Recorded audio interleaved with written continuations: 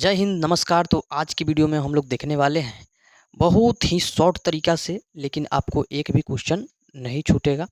यह समझो तो गन शॉट है ना।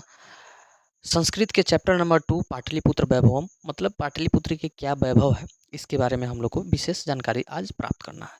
तो पाठ परिचय यही रहेगा कि पटना के जो राजधानी है, इसके महत्व है, ऐतिहासिक परंपरा है ना।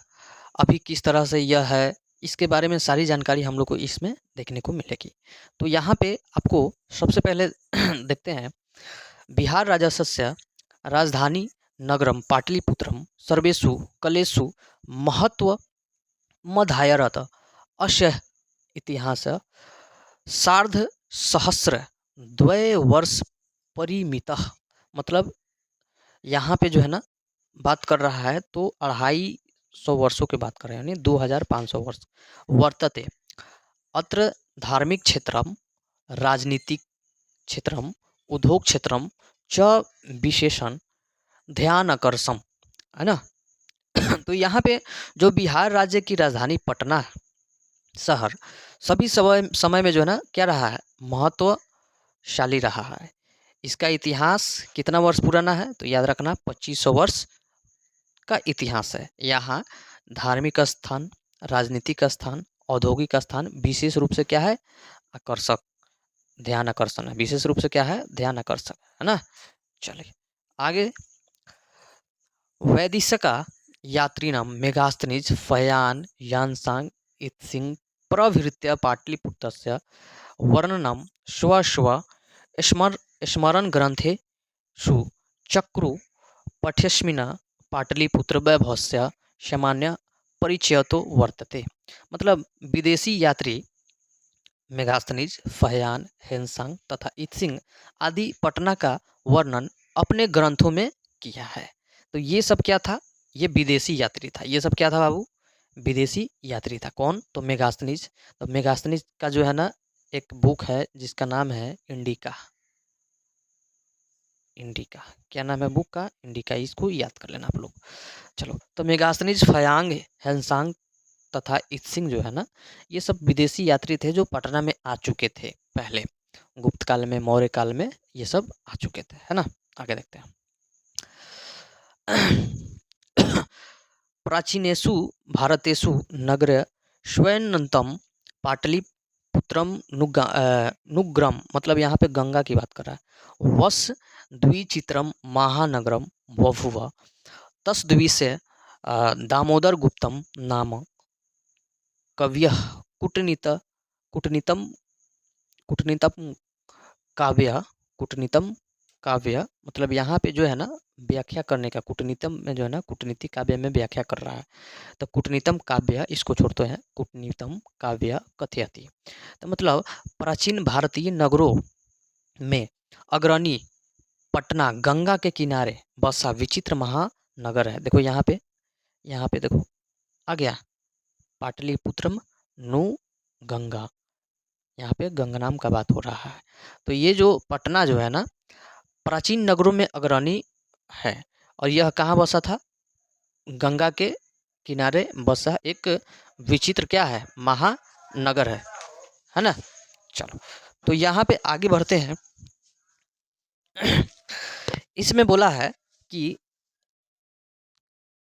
तद्विषय दामोदर गुप्तम, माने यहाँ पे जो है ना दामोदर गुप्त का बात हुआ है। किसका बात हुआ है बाबू, तो यहाँ पे दामोदर गुप्त नाम का कवि था जो कूटनीतम जो काव्य लिखा हुआ है, कूटनीतम काव्य लिखा हुआ है, इसमें इसका व्याख्या किया हुआ है पटना के बारे में, कि पटना जो है ना गंगा के किनारे बसा हुआ है ना। चलो आगे देखते हैं। अस्ति अस्ति महित लतिलकम, अस्ति महित लतिलकम सर्वसती कुलगृहम महानगरम नामना पाटलिपुत्रम परिभूत पुरंदर स्थानम, परिभूत पुरंदर स्थानम। यानी कहने का तात्पर्य हुआ पृथ्वी पर पाटलिपुत्र नामक, है ना, नगर और वैभव की दृष्टि से क्या है, वैभव के दृष्टि से क्या है, अति गौरवशाली इंद्रलोक के समान है, इंद्रलोक के समान है, जो सरस्वती का कुलगृह है। क्या है, सरस्वती का क्या है जी, कुलगृह। तो पूछेगा सरस्वती, सरस्वती का क्या है बाबू, यह कुलगृह है, याद रखना सरस्वती का क्या है, कुलगृह है। कौन, तो पाटलिपुत्र। आगे इतिहास इतिहास श्रूयते यत गंगाया स्थिरे बुद्ध काले पाटलिपुत्र पाटलिग्राम गंगाए स्थिरे बुद्ध काले पाटलिग्राम स्थित आसीत्, यत्र च भगवान बुद्ध बहु कृत्वा समागत तेन कथित कथितमासीत् यद ग्रामोऽयं महानगरं भविष्यति किन्तु कलह अग्निदाहस्य जलपुषस्य च भयात सर्वदा क्रांतम भविष्यति। मतलब ये बुद्ध थे ना, ऐसा था, बुद्ध काल के समय पाटलिग्राम नाम से जाना जाता था पटना। तो यह एक आकलन किए, भविष्यवाणी किए, इतिहास के द्वारा सुना जाता है कि यह गंगा नदी के किनारे तट पर है, जो एक पाटलिग्राम के नाम से बहुत प्रचलित है। वह बुद्ध काल में पाटली ग्राम नाम से क्या था, पटना प्रचलित था। और भगवान बुद्ध यहाँ पे कई बार आए थे, क्या थे, कई बार आए थे। और उन्होंने बोले क्या कि यह एक महानगर होगा आने वाले टाइम में, लेकिन यहाँ लड़ाई झगड़ा और आग लगी तथा बाढ़ का भय हमेशा घिरा रहेगा, ये बात बुद्ध कहते हैं। कालांतरेण पाटलिग्राम एवं पाटलिपुत्रमिति कथित चंद्रगुप्त मौर्यस्य काले अस्य नगरस्य शोभा रक्षा व्यवस्था च अति उत्कृष्ट सिद्धिता। यूनान राजूत मेगास्त्नीज स्वसंस्मरणेषु निरूपयति अस्य नगरस्य वैभवं प्रियदर्शिन्या अशोकस्य समय शुंतराम समृद्धम। मतलब यह कह रहा है कि किसके समय में जो है ना पाटलिपुत्र किस प्रकार से था, ये समझो। बाद में यही पाटलिग्राम पाटलिपुत्र नगर के रूप में क्या हुआ, प्रसिद्ध हुआ। चंद्रगुप्त मौर्य के समय में इस नगर का शोभा व्यवस्था तथा रक्षा व्यवस्था अति उत्तम था। किसके समय में शोभा व्यवस्था एवं रक्षा व्यवस्था अति उत्तम था, तो चंद्रगुप्त मौर्य, चंद्रगुप्त मौर्य, याद रहेगा। चलो आगे देखते हैं, जिसका वर्णन यूनानी राजदूत मेगास्थनीज अपनी आत्मकथा में लिखा है। इसके बारे में जो यूनानी राजदूत था मेगास्थनीज, यही क्या है, लिखा है। चलिए आगे देखते हैं, इस नगर की सम्मानपन्नता अशोक के समय अधिक थी। मतलब यह जो अगर कहेगा अशोक के समय कैसे थी, तो इसकी जो व्यवस्था थी न बहुत ही क्या थी बाबू, तो अशोक के समय सुंतरा समृद्धम था। मतलब यह अशोक के समय क्या था, समृद्ध था। अशोक के समय क्या था बाबू, तो समृद्ध था। यहाँ पे देखो संपन्न कह रहा है, यानी संपन्न मतलब कथी, समृद्ध है, हर चीज से क्या हो, संपन्न हो, यानी समृद्ध था। तो किसके समय में पाटलिपुत्र का शासन व्यवस्था संपन्न था यानी समृद्ध था, तो वह अशोक के समय में। बहुकालम पाटलिपुत्रस्य, कहाँ चल गया, एक मिनट रुक जाइए। बहुकालम पाटलिपुत्रस्य, नहीं चल रहा है, एक मिनट रुक जाइए।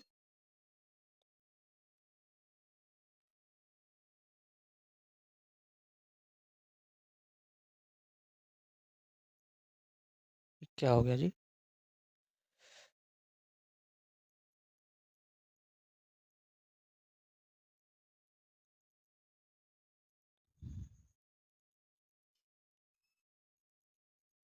चलिए छठा पे थे, चलिए। तो बहुकालम पाटलिपुत्रस्य प्राचीना सर्वसती परंपरा प्रावर्तत इति राजशेखर स्वकाव्य मीमांसा नामके कवि शिक्षा प्रमुखे ग्रंथे सादरम स्मरति। माने बहुत समय तक पाटलिपुत्र की प्राचीन शिक्षा चलती रही, प्राचीन शिक्षा परंपरा से चलती रही। यह राजशेखर नामक कवि अपनी काव्य मीमांसा नामक ग्रंथ में आदरपूर्वक वर्णन करता है। है ना। मतलब बहुत काल से जो है ना पाटलिपुत्र का प्राचीन शिक्षा परंपरा चलती रही और यह बात को राजशेखर अपनी स्वकाव्य मीमांसा में क्या किया है, आदर पूर्वक वर्णन करा है। अत्रो अत्रोप वर्ष वर्षाविह पाणिनि पिंगल लविह व्यंगे वरुचि वरुचि पतंजलि इह परीक्षाता ख्याति मुह पंजुंग। यहाँ पे कहने का इसका तात्पर्य क्या हुआ, आगे देखते हैं कि यहाँ वर्ष उपवर्ष पाणिनि पिंगल व्यांगी वरुचि पतंजलि आदि लोग ज्ञान का विस्तार किया और ख्याति भी पाई। मतलब यहाँ पे जितने भी ये लोग थे इन सबों ने क्या किया, इसके ज्ञान का जो है ना विस्तार बहुत अच्छा से किया और अपना ख्याति मतलब जो यश होता है यह प्राप्त भी किया ये लोग, है ना। पाणिनि पिंगल व्यांगी वरुचि पतंजलि। आगे देखो, कति यशो प्राचीन संस्कृत ग्रंथेषु पुराण द्विषु पाटलिपुत्रस्य नातांत्रम पुष्पपुरम कुसुमपुरम वा प्राप्यते। अनेन ज्ञायते यत् नगरस्य समीपे पुष्पाणां बहुमुत्पादनं भवति स्म। माने कुछ प्राचीन ग्रंथों तथा पुराणों में पाटलिपुत्र का दूसरा नाम पुष्पपुरम कुसुमपुरम भी देखने को मिलता है। इससे पता चलता है कि नगर के समीप फूलों का उत्पादन अधिक होता था। यह बात सही है। पाटलिपुत्र मिति शब्दोपि पाटल पुष्पानाम पु पुतली का रचना मिश्रित रचना माश्रियते प्रचलित शरत काले नगरीष्म। कहने का अर्थ हुआ इसका आगे भी और है, कौमुदी महोत्सव इति महान समारोह गुप्त वंश शासन काले अतीव प्रचलितः तत्र सर्वे जना आनंदमग्न अनुभवम सम्प्रति दुर्गा पूजा स्वरे तादृशः व समारोह दृश्यते। माने पाटलिपुत्र शब्द में गुलाब फूल का आश्रय को लेकर रखा गया है। मतलब पाटलिपुत्र शब्द में जो कुसुमपुरम पुष्पपुरम का बात चल रहा है ना, तो गुलाब फूल का आश्रय रखा गया है। ऐसे यह पुतलिका रचना से वर्णित होता है। ये गुलाब का बात जो कर रहा है यह पुतलिका रचना से वर्णित होता है। गुप्त वंश के शासनकाल में इस नगर में शरद ऋतु में कौमुदी महोत्सव अति प्रचलित था और इसी अवसर पर लोग अति प्रसन्न रहते थे और इस समय दुर्गा पूजा के अवसर पर वैसा ही दृश्य देखने को मिलता है। जो अभी दुर्गा पूजा देखते हैं ना हम लोग, वह कौमुदी महोत्सव का ही एक भाग है। यानी कौमुदी महोत्सव पहले होता था ना शरद काल में, अभी भी तो ठंडी में शरद काल में ना होता है दुर्गा पूजा, भल ना खत्म हुआ है। तो गुप्त वंश के शासन काल में कौमुदी महोत्सव होता था शरद ऋतु में। वही शरद ऋतु में आज देखने को मिलता है आधुनिक काल में क्या, तो दुर्गा पूजा। क्या देखने को मिलता है, दुर्गा पूजा। क्लियर सबको? चलो आगे बढ़े, चलिए आगे बढ़ते हैं।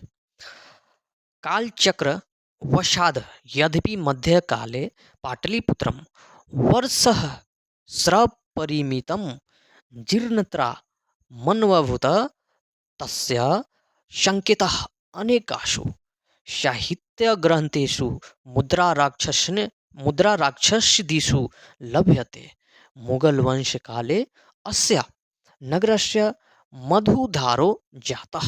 माने जातः आगे आंग्ल शासने काले च पाटलिपुत्रस्य शुन्त्राविक्षतो जातः। आंग्ल मतलब अंग्रेज का बात कर रहा है। समय परिवर्तन के साथ साथ क्या होता है, मध्यकाल में पाटलिपुत्र हजारों वर्षों तक पिछड़ा रहा। मध्यकाल में बहुत पिछड़ा रहा। इसकी जानकारी अनेकों साहित्य ग्रंथ जैसे मुद्रा राक्षस के नाटक से मिलती है। मुगल शासकाले में इसका विकास हुआ है। अंग्रेज शासनकाल में इस नगर का काफ़ी विकास हुआ है। यानी मुगल शासक कहने का मतलब कि जो तुर्क शासक अरब शासक आया था भारत में, उसके बाद ना ये अंग्रेज वाला सब आया, आंग्ल सब आया। है ना। यानी अंग्रेज अंग्रेज सब हम लोग को देखने को मिलता है 1600 ईस्वी में ईस्ट इंडिया कंपनी की स्थापना करता है। और 1498 में तो आ गया था ये वाला, ये क्या कहते हैं, वास्को डी गामा पुर्तगाली। अंग्रेज 1600 ईस्वी तक पूरी तरह से आ गया, स्थापित भी कर दिया ईस्ट इंडिया कंपनी। और ईस्ट इंडिया कंपनी की स्थापना हुआ था ब्रिटेन में, लेकिन वह भारत में आया काम करने के लिए व्यापारिक रूप से। अब उस सबका क्या मकसद रहता था कि खजाना को लूटना, खजाना को लूटना मुगल और अंग्रेजों का काम रहता था। ठीक है। और भारत में खजाना जो है ना बहुत भरा हुआ था। जैसे सोमनाथ मंदिर पे ये जितना भी गजनवी वगैरह था, 16वां बार में जो है ना, 17 बार जो है ना युद्ध करा, 16वां बार में जो है ना क्या किया था, सोमनाथ मंदिर पे हमला भी किया था, है ना। तो ये चीजें हैं। चलो आगे देखते हैं। चलिए, तो ये हो गया यानी ये इस मुगल शासन काल में विकास हुआ। मध्य काल में जो है ना क्या होता है, इसका विकास रुक जाता है। लेकिन मुगल शासन काल और अंग्रेज शासन काल में बहुत अच्छा से विकास होता है। किसका? पाटलिपुत्र का। चलो, नगर मिदम मध्यकाले एवं पट्टनेति नामना प्रसिद्धित मागतम मागत अयम च शब्द पतनमिति शब्दात् निर्गतः नगरस्य पालिका देवी पटन देवी मिति पटन देवी थी अद्यापि पूज्यते। मतलब यहाँ की जो मध्यकाल में यह नगर मध्यकाल में ही पटना नाम से क्या था, प्रचलित हुआ, माने प्रसिद्ध हुआ। पटना नाम से मध्यकाल में प्रचलित हुआ। और यह शब्द पतन शब्द लिया गया है। पतन शब्द से ही पटना का नाम पड़ा है। नगर का पालन और रक्षा करने वाली पटन देवी आज भी पूजी जाती है। पटना में जाओगे तो पटन देवी जो है ना मंदिर है, जो आज भी पूजी जाती है ना, पटना में। आगे देखते हैं। संप्रवती पाटलिपुत्रम, यानी पटना नाम नगर का बात कर रहा है, अति विशालम वर्तते। बिहारस्य राजधानी चस्ति अनुदिनम अनुदिनम नगरस्य विस्तार नगरस्य विस्तार भवति। अस्योत्तरस्य दिशि गंगा नदी प्रवहति। तस्य उपरि गांधी सेतु नाम एशिया महादेशस्य दीर्घतम सेतु किंज किंज रेलयान सेतुपरि मर्मीयाम मर्मीमानो वर्तते। यानी कहने का अर्थ हुआ कि इस समय पाटलिपुत्र अर्थात पटना नगर अति जो है ना विशाल बिहार राज्य की राजधानी है। यानी बिहार की राजधानी क्या है? पटना है। तो बिहार की राजधानी पाटलिपुत्र देगा ऑप्शन में, तो पाटलिपुत्र मार देना, है ना। आए दिन इसका विस्तार हो रहा है, बात सही है।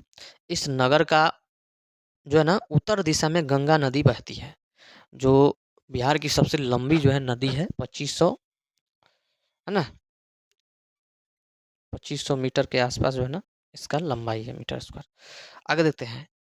इसके ऊपर एशिया महादेश के सबसे लंबा पुल गांधी सेतु पुल बना हुआ है। और रेल पुल भी निर्माण हो रहा है, माने रेल पुल का भी निर्माण हो रहा है। लेकिन अभी जो है ना ये दुनिया का एशिया का जो है ना गांधी सेतु पुल सबसे बड़ा था, लेकिन अब जो है ना दूसरा हो गया है। ठीक है, आगे देखते हैं। नगरीस्मिन उत्कृष्टम संग्रहालय उच्च न्यायालय सचिवालय गोलगृह तारामंडल जैविक उद्यान मौर्य कालिक अवशेष महावीर मंदिर इत्यादि दर्शनीयता शांति प्राचीन पटना नगर सिख संप्रदाय पूजनीय स्थल दशम गुरु गोविंद से जन्म स्थानम गुरु द्वारिता नामना प्रसिद्ध वर्तते। तत्र देशस्य तीर्थयात्री दर्शनार्थ मयांती। माने इस नगर के संग्रहालय उच्च न्यायालय सचिवालय गोलगृह तारामंडल जैविक उद्यान मौर्यकालिक अवशेष यानी पुरातत्विक महावीर मंदिर बहुत ही दर्शनीय स्थल है। प्राचीन नगर में सिख संप्रदाय के पूजनीय स्थल भी गुरुद्वारा है, जो गुरु गोविंद सिंह के जन्म स्थान है। 10वें गुरु कौन थे? गुरु गोविंद सिंह। सिख संप्रदाय के 10वें गुरु गुरु गोविंद सिंह थे, जिनका वहाँ पे मंदिर भी देखने को मिलता है। यहाँ देश के विभिन्न क्षेत्रों से तीर्थ यात्रा दर्शन करने के लिए आते हैं। आगे, एवं पाटलिपुत्रम प्राचीन काले अधावधि विभिन्नेषु क्षेत्रेषु वैभवं धारयति सर्वच संकलित संकलति रूपेण संग्रहालय दर्शनीयमिति पर्यटन नामे चित्रे नरमिंदम महत्वपूर्ण। यहाँ पे इसका तात्पर्य हुआ कि इस प्रकार पाटलिपुत्र प्राचीन काल से आज तक विभिन्न क्षेत्रों में वैभव धारण किया है और संग्रहालय के समान दर्शनीय भी है। पर्यटन के दृष्टि से यह नगर अति क्या है, महत्वपूर्ण है। अति क्या है, महत्वपूर्ण है, यानी अति महत्व रखता है। क्लियर।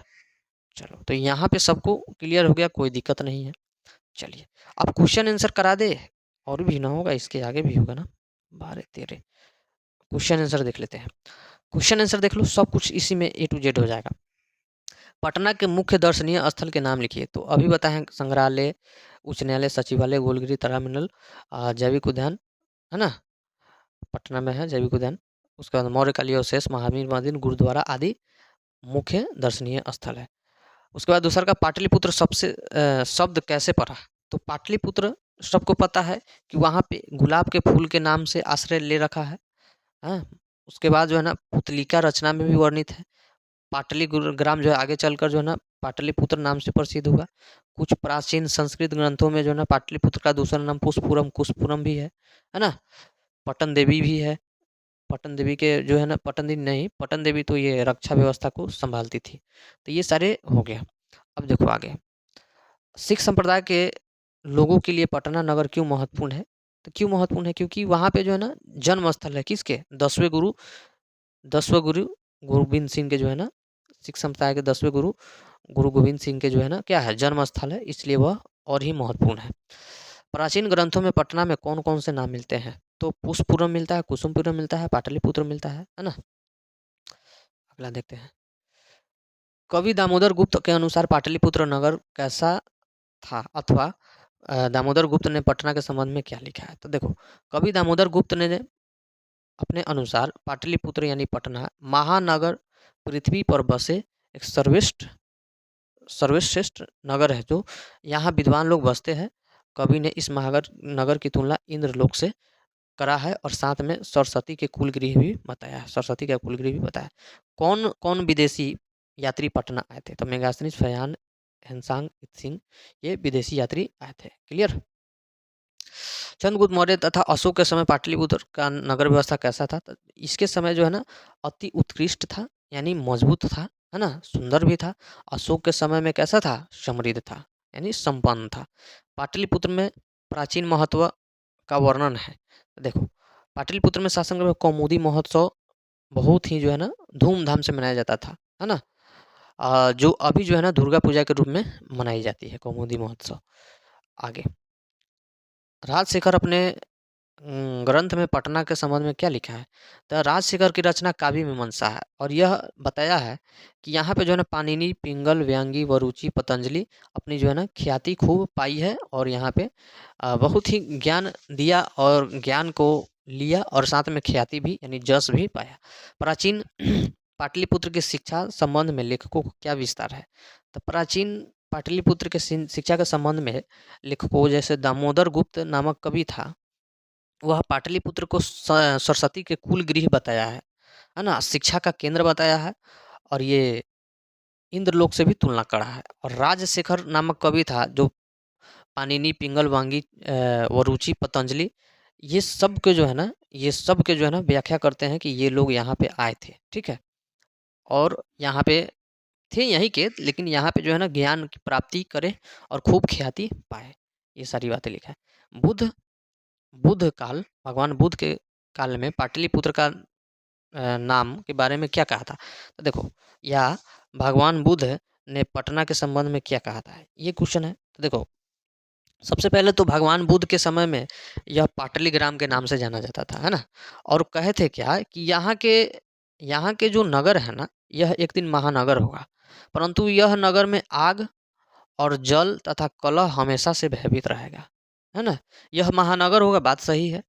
और आग, जल, कलह से क्या रहेगा, भयभीत रहेगा। कलह क्यों, क्योंकि वहाँ नेता सब रहेगा तो हमेशा जो है ना प्रोटेस्ट होते रहेगा। जल क्यों, क्योंकि वहाँ पे बगले में उत्तर दिशा में क्या है, गंगा है। आग क्यों, आग इसलिए क्योंकि जनसंख्या बढ़ रहा है तो ब्लास्ट व्लास्ट बम ब्लास्ट अगर कोई करता है तो कहाँ करेगा? पटना में ही तो करेगा, बिहार में, क्योंकि वहीं पे आबादी ज़्यादा है इसलिए। आगे, पटना में कौमुदी महोत्सव कब मनाया जाता था? तब देखो, कौमुदी महोत्सव शरद काल में मनाया जाता था, शरद काल में, और यह गुप्त वंश के काल में था, है ना? और जो अभी क्या है, दुर्गा पूजा है, अभी क्या है, दुर्गा पूजा के रूप में मनाया जाता है। क्लियर? चलो अगला देखते हैं 19। पाटलिपुत्र वैभव पाठ के 5 वाक्यों को वर्णन करो, यानी इसके आधार पे कोई 5 वाक्य लिखना है। देखो, पाटलिपुत्र वैभव के आधार पे पटना इसकी राजधानी जो प्राचीन महत्व को निरूपण करती है। यह ऐतिहासिक परंपरा आधुनिक राजधानी प्रसिद्ध स्थल में क्या है, निरूपण है। चंद्रगुप्त मौर्य के समय में इसकी शोभा तथा रक्षा व्यवस्था उत्कृष्ट था। अशोक के समय में यह अधिक क्या था, समृद्ध था। बड़े बड़े कवि तथा विद्वान जैसे पाणिनि, पिंगल, व्यंगी, वरुचि, पतंजलि आदि यहाँ पे क्या किए, ख्याति प्राप्त किए। और यहाँ संग्रहालय, गोलघर, जैविक उद्यान, तारामंडल, मौर्यकालीन अवशेष तथा गुरुद्वारा देखने को मिलता है। बस आगे आगे है भी नहीं हमारा जहाँ तक ख्याल है। पाटलिपुत्र नगर के वैभव के वर्णन करें। तो जो चीज़ें हमने बताया है वही चीज़ यहाँ पे आप लोग लिख दीजिएगा। अभी जो बताया है ना, जितना भी बातें, ये सारी चीज़ें कि चंद्रगुप्त मौर्य के समय में क्या हुआ, है ना? उसके बाद इसके पाटलिपुत्र नाम से क्यों जाना गया, यहाँ पे गोलघर, संग्रहालय, जैविक उद्यान, ये सब दर्शनीय स्थल है। ये सब क्या है, वैभव वैभव ही तो है। तो ये हो गया। तो आपका जो है ना, यहाँ पे खलास हो गया चैप्टर। तो इसी प्रकार से जो है ना, हम एक ही वीडियो में शॉर्ट शॉर्ट करके आपको क्लियर कराते चलेंगे। आप लोग ध्यान से जो है ना इसको क्लियर करते रहिए, ठीक? चलिए मिलते हैं नेक्स्ट वीडियो में, तब तक के लिए जय हिंद, वंदे मातरम।